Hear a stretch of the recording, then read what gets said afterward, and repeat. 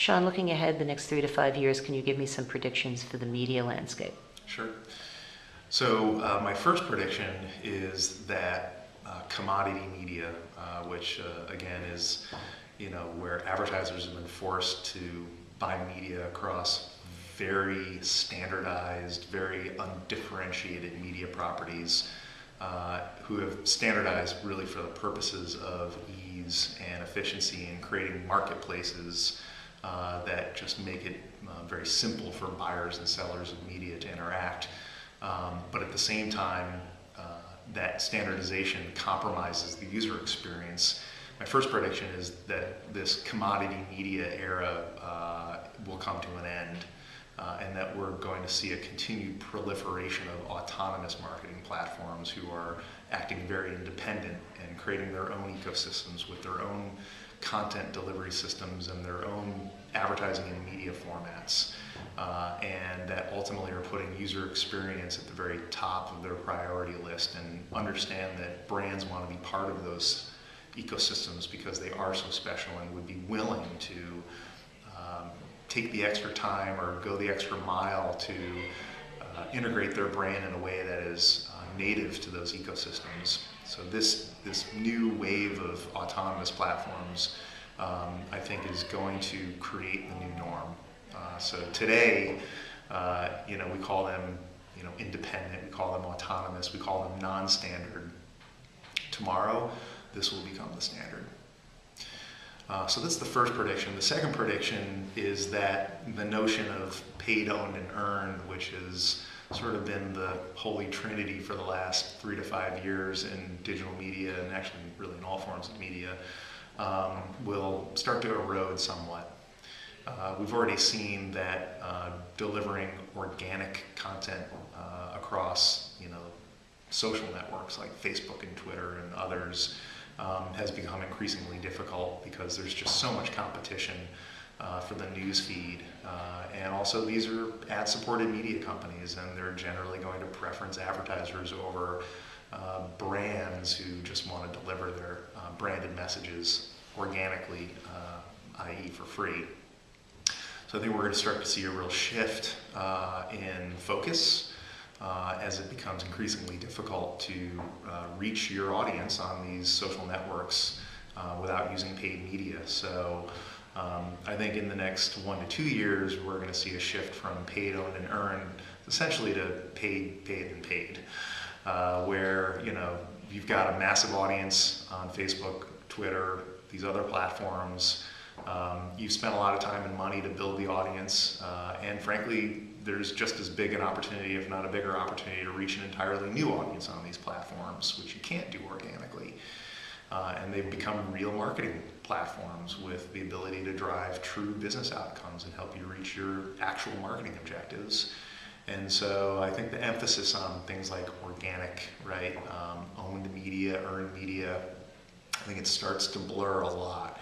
And I think paid activation becomes the real focus and the foundation for delivering successful marketing campaigns where there still will be opportunities for driving earned media, and brands, of course, will continue to have owned media and probably just start to become more traditional media publishers themselves.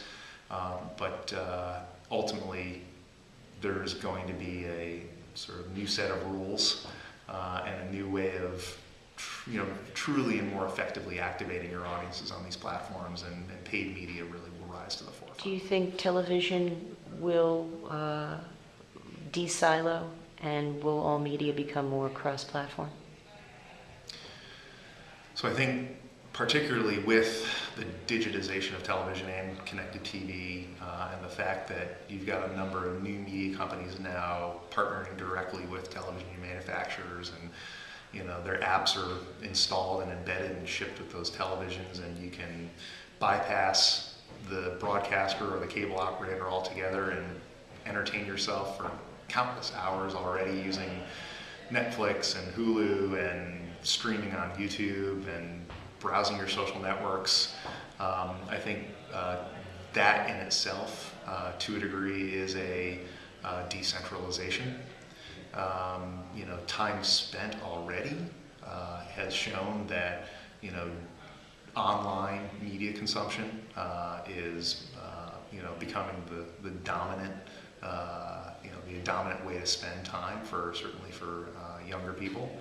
And so I think the very fact that you now have on-demand, both through broadcasters and cable networks, as well as through digital media companies and new media companies, I think that already is the beginning of decentralization.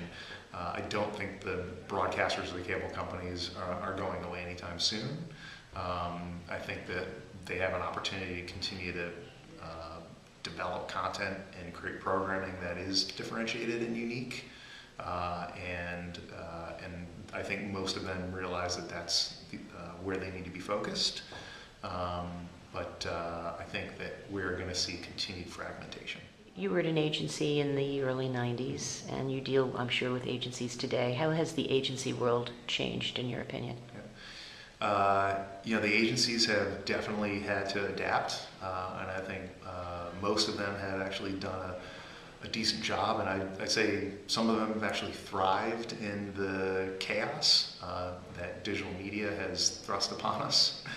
And obviously there's a very different form of media planning and buying happening today, and most of the agencies have dedicated themselves to staying on the cutting edge of that, and I think that the agencies who have focused less on sort of workflow efficiency for their clients and procurement, and simply just acting as an agent who can consolidate their buying power as a way to get great rates for their clients. I think that the agencies that have thought about what else they can do in terms of creating value in the areas of innovation, in the areas of leadership, and in the areas of potentially even technology, I think those are the agencies that are going to have the most success over the next 5 to 10 years.